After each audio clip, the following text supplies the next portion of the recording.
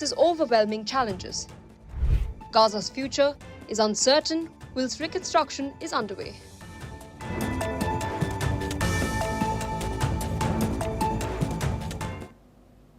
Hello, you're watching another episode of Xplained with me, Asuma Katauka.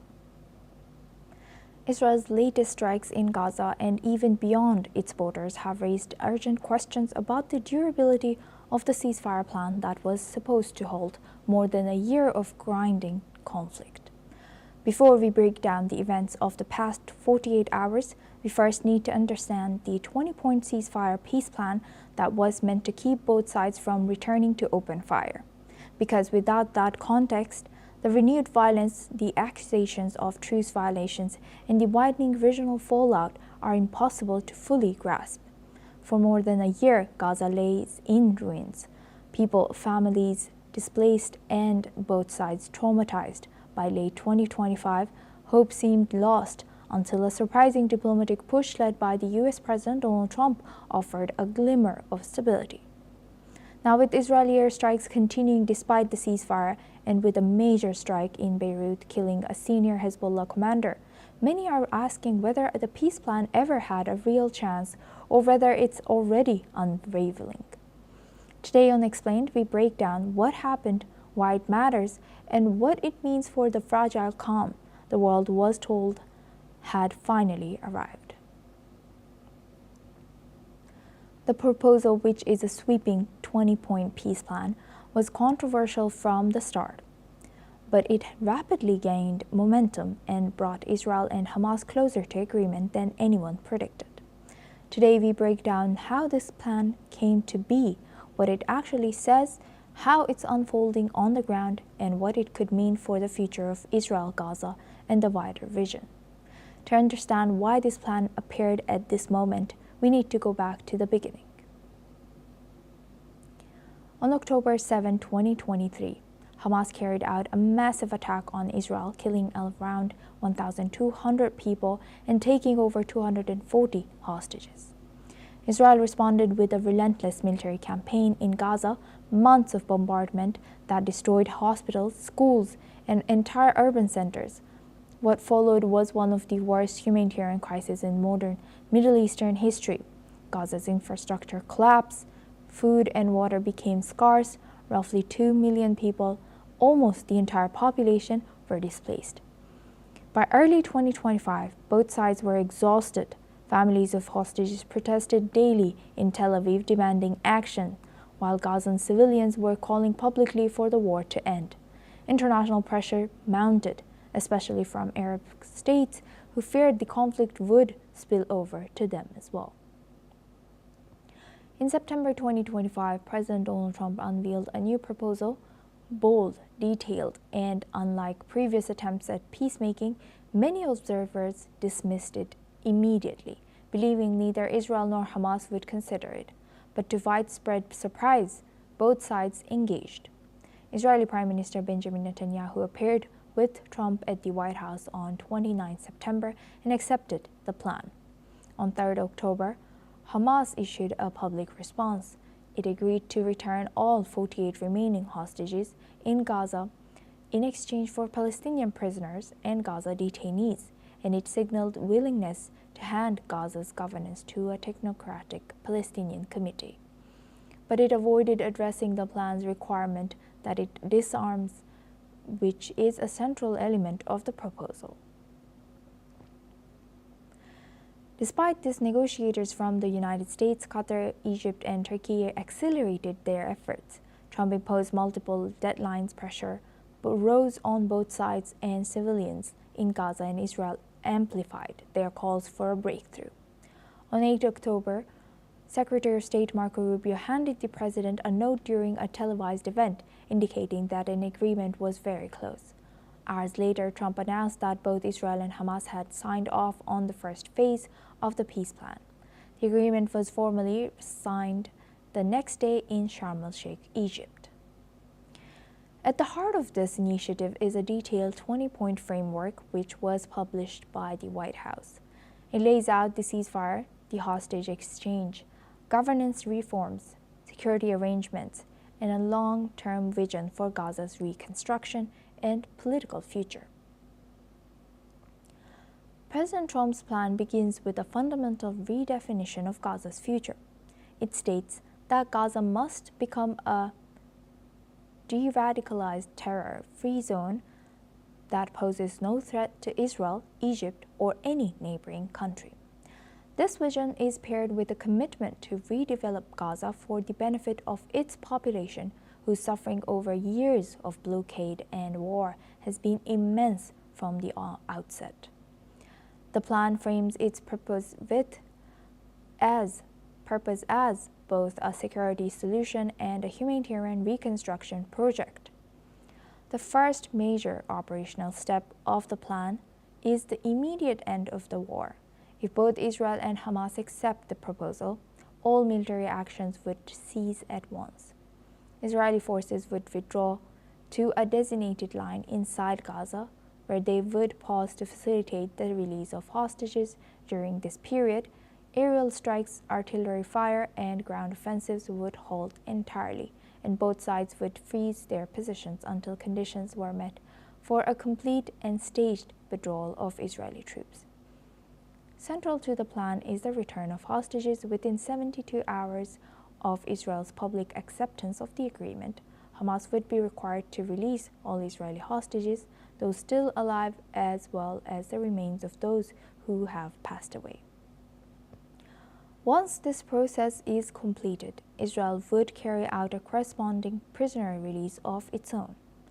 This includes 250 Palestinians serving life sentences and 1,700 Gazans detained after October 7, 2023 attack, including all women and children held since then, for every Israeli whose remains are returned. Israel would release the remains of 15 Palestinians. This reciprocal exchange is intended to resolve one of the most painful elements of the conflict. Adding to a point was Hamas members who commit to peaceful coexistence and disarmament will receive amnesty. Those wishing to leave Gaza will be provided safe passage. Immediately upon acceptance of the plan, humanitarian aid would surge into Gaza. The volume and content of this aid would match and likely exceed the levels outlined in the January 19, 2025 Humanitarian Agreement. This means large-scale rehabilitation of water, electricity, and sewage systems, as well as support for hospitals, bakeries, and equipment needed to clear the rubble and reopen roads, and entry and distribution would take place through the United Nations, the Red Crescent, and other independent international institutions. With neither Israel nor Hamas permitted to interfere, the plan also reopens the Rafah crossing in both directions using the January 2025 mechanism. Governance in Gaza would undergo a major transformation. The plan calls for the establishment of a temporary technocratic Palestinian committee to run the territory's day-to-day administration. This committee would be apolitical, made up of qualified Palestinian professionals and international experts. Oversight would come from a new international body called the Board of Peace, chaired by President Trump and including foreign leaders such as former UK Prime Minister Tony Blair. The board would manage reconstruction funding and ensure high standards of governance until the Palestinian Authority completes its reform program and is capable of assuming full control. Economically, the plan envisions a complete rebuilding of Gaza through what it describes as a Trump-led development initiative. A panel of experts who helped design and construct modern cities across the Middle East would craft a comprehensive redevelopment strategy. Their goal is to integrate security, governance, and investment frameworks to create jobs, expand opportunities, and build a sustainable future for Gaza's economy. A special economic zone would also be established, offering preferential tariffs and access to participating countries in order to attract foreign capital. The plan stresses that no one will be forced to leave Gaza residents. Residents who wish to leave temporarily will be free to do so, and equally free to return. The broader vision is to encourage people to remain and participate in building a new, stable, and prosperous Gaza. The plan also contains strict provisions regarding Hamas and other armed factions. They would be completely excluded from governance, directly or indirectly, and all military infrastructure, including tunnels and weapons factories, would be dismantled. Gaza would undergo a monitored process of demilitarization, supported by an internationally funded weapons buyback and reintegration program. Independent monitors would verify that all weapons are permanently placed beyond use. Regional partners would act as guarantors to ensure compliance and to confirm that Gaza no longer poses any threat. To support those changes, the United States would work with Arab and international allies to create a temporary international stabilization force, or ISF, which would deploy immediately inside of Gaza. This force would train and support vetted Palestinian police units and coordinate with Jordan, Egypt, who have significant counter-terrorism and policing experience. The ISF would work alongside Israel and Egypt to secure border areas, prevent weapons smuggling, and facilitate the safe and rapid movement of goods entering Gaza for reconstruction. A formal deconfliction mechanism would be established to coordinate security operations among all parties.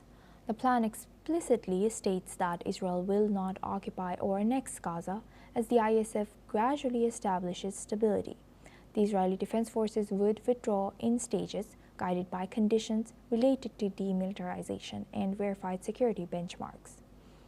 The IDF would eventually leave Gaza entirely, aside from a temporary perimeter presence designed to protect against any resurgence of armed groups. If Hamas fails to comply or delays its acceptance of the proposal, the plan would still move forward in the areas handed over from the IDF to the ISF, including the expanded humanitarian effort. In other words, progress would not be halted by Hamas's refusal. The plan also includes an interfaith dialogue initiative aimed at reshaping public narratives among Palestinians and Israelis, promoting values of tolerance, coexistence, and the tangible benefits that peace could bring to both populations. Finally, the document outlines a political horizon.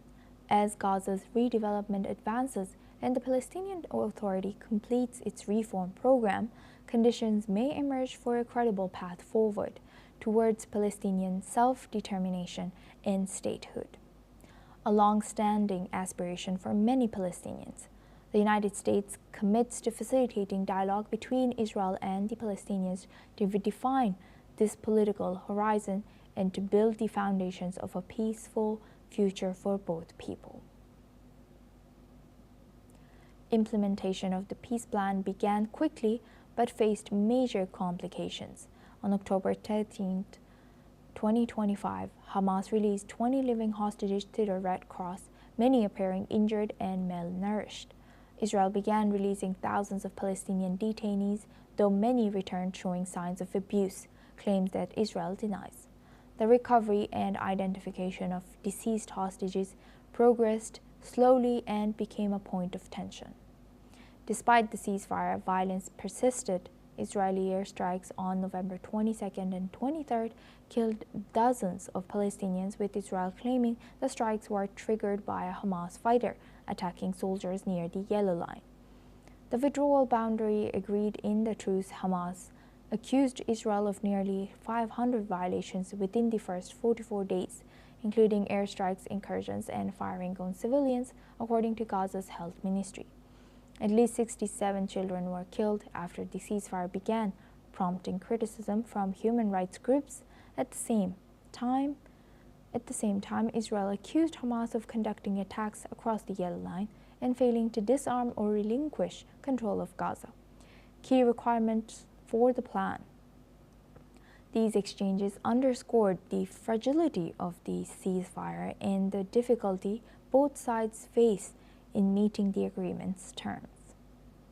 Humanitarian aid distribution also fell short. Although the agreement required immediate full-scale aid entry, Israel severely restricted supplies in the early weeks. Instead of the planned 600 trucks per day, fewer than 150 trucks entered Gaza initially. Under U.S. pressure, deliveries rose to about 800 daily by mid-November, but still failed to meet Gaza's needs. In response, the U.S. established a CENTCOM-led Civil-Military Coordination Center to manage aid flows and resolve operational disputes.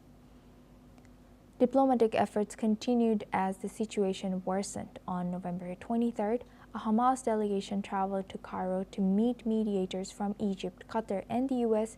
to address alleged Israeli violation that threatened to derail the peace process. Meanwhile, tensions escalated further in Lebanon, where Israel continued airstrikes despite a separate 2024 ceasefire, causing hundreds of casualties, according to the Lebanese Health Ministry. International forces have begun deploying to Gaza to train the new Palestinian police and support demilitarization. The technocratic governing committee is being formed, and the Board of Peace is starting its oversight role. However, with both sides entrenched, humanitarian needs unmet, and violence continuing in Gaza and beyond, the peace plan's future remains uncertain. Reports from Gaza's government media office indicates that Israel has violated the United States brokered Gaza ceasefire at least 497 times in 44 days, resulting in the deaths of 342 Palestinian civilians, most of whom were children, women, and the elderly. The office strongly condemned what it described as systematic and serious breaches of the ceasefire and international humanitarian law. It stated that Israel bears full responsibility for the humanitarian and security consequences of these actions, which continue to undermine the terms of the October 10th agreement. Despite the ceasefire's mandate for unrestricted humanitarian access, Israel has persisted in heavily restricting aid and medical supplies entering Gaza. Israel has launched another wave of air attacks across the Gaza Strip, killing at least 24 Palestinians in what local authorities called yet another violation of the 6-week-old ceasefire. Israel has justified the strikes by claiming a Hamas fighter had attacked Israeli soldiers inside Gaza's Yellow Line zone, territory Israel continues to control under the deal. Israeli officials said they killed 5 senior Hamas fighters. In response, Hamas immediately rejected Israel's account, demanding evidence and accusing Israel of manufacturing pretexts to evade its obligations and return to large-scale military operations. Reports from the ground mention that the ceasefire exists largely in name only, despite the declared pause in fighting. Israel has carried out multiple airstrikes, leaving Palestinians feeling unsafe and skeptical about Israel's commitment to the agreement. Palestinian authorities report that families in northern Gaza are now besieged as Israeli forces push deeper into the enclave and in what they say is a violation of the boundary lines established in the ceasefire. Israel's expansion beyond the unmarked Yellow Line, which already allowed it to control more than half the coastal territory, has heightened fears of collapse of the truce. Meanwhile, Gaza's Forensic Evidence Department reports severe challenges in identifying the bodies of Palestinians returned by Israel as part of the agreement. Staff say many of the 330 returned bodies show signs of torture, mutilation, and execution, and that they urgently need laboratory equipment to conduct fingerprint and DNA analysis. So far, only 90 bodies have been identified. Authorities are calling on international organizations to provide resources to help complete the identification process and allow families to reclaim their relatives. The continuing violence in Lebanon comes amid a similar strained ceasefire in Gaza, where Israel has also carried out airstrikes despite an official truce. Both situations highlight the challenges of implementing ceasefires in the region. Agreements may be signed, but enforcement is fragile. Violations are frequent, and civilians bear the brunt of the escalating tensions. The latest strikes in Beirut, killing Hezbollah's top commander, underline how quickly a fragile peace plan can unravel and spill across borders, linking the unrest in Gaza with the renewed hostilities in Lebanon. Let's take a look into what's transpiring on the Lebanon front.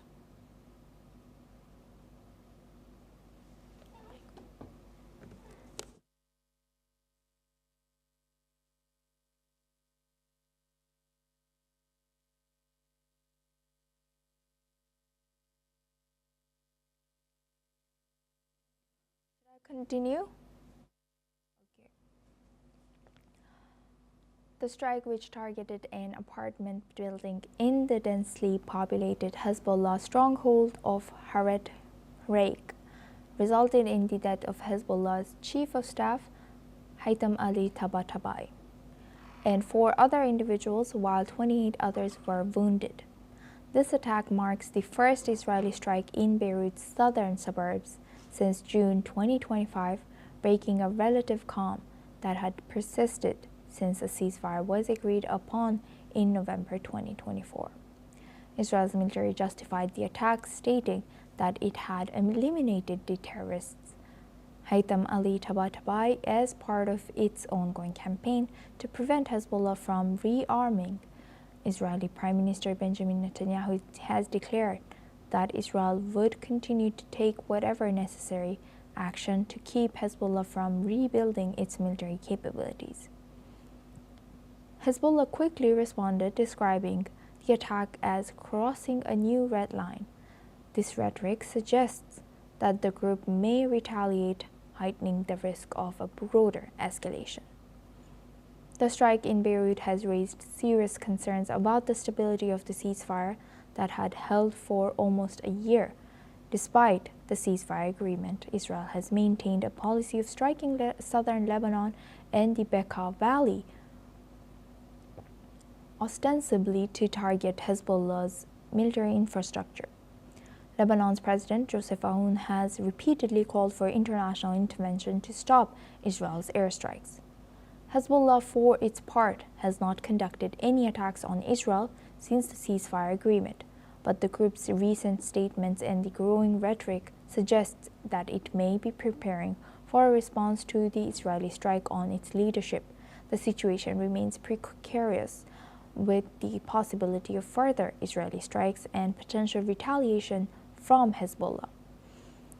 As tensions mount, the international community is being urged to intervene and prevent a further escalation that could destabilize Lebanon and the wider region.